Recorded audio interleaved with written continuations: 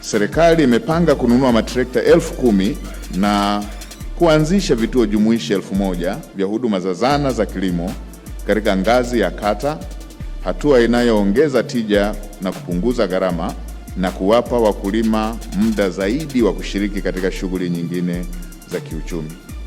Naipongeza FAO kwa kuanza mchakato wa kuanzisha kituo cha umahiri wa zana za kilimo barani Afrika, na nitumie fursa hii kuwakaribisha Tanzania, lakini pia kuwatangazia kuwa serikali ya Tanzania iko tayari kutoa eneo na ushirikiano kamili kwa ajili ya uanzishwaji wa kituo kama hicho hapa nchini. Karibuni sana. Wakati mkuu wa mkoa anaongelea ile dhana ya political agriculture, alitaja zile sifa. Nikataka kumkumbusha pia kwamba sifa nyingine ni kilimo kwa kutumia kauli mbiu, kwamba kinakuwepo kwenye kauli mbiu lakini kwenye vitendo kinakuwa hakipo.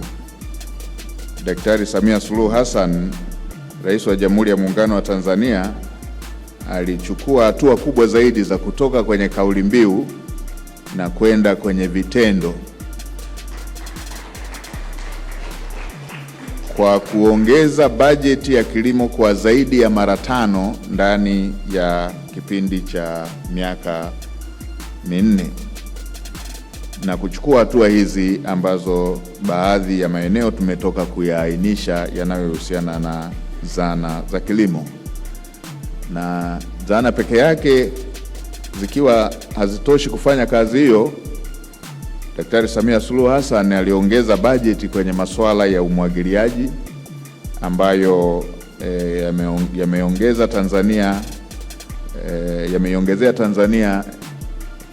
miradi inayohusisha umwagiliaji kutoka takriban miradi 13 kwenda miradi zaidi ya 780.